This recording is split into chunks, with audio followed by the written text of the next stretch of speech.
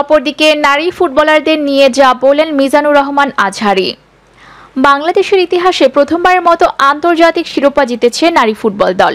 সাফ চ্যাম্পিয়নশিপের ফাইনালকে নেপালকে হারিয়ে জয়োল্লাসে মেতেছে সাবিনা মারিয়ারা।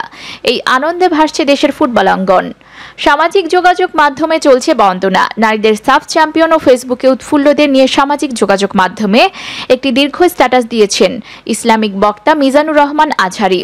নিজের ফেসবুকে তিনি লিখেছেন, সাফ উইমেন চ্যাম্পিয়নশিপে বাংলাদেশের নারী ফুটবল দলের অর্জনকে কেন্দ্র করে দেশের আমজনতা যখন বিজয়োল্লাসে ব্যস্ত, ঠিক একই ঘটনাকে পুঁজি করে কিছু ধূর্ত লোক ইসলাম বিদেশের নগ্ন উন্মাদনায় ব্যস্ত।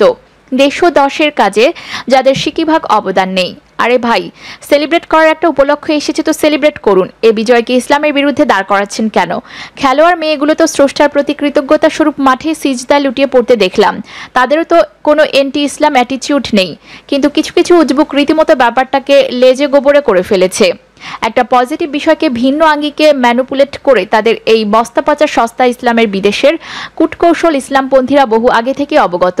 দেশের আমজনতাও অবগত যে দেশের বিভিন্ন অর্জন ও সংস্কৃতিকে নানান চেতনা ও অপসংস্কৃতির রং মাখিয়ে দেশের ইসলামপন্থীদেরকে কিভাবে বারবার কোণঠাসা করে রাখার অপপ্রয়াস চালানো হয়।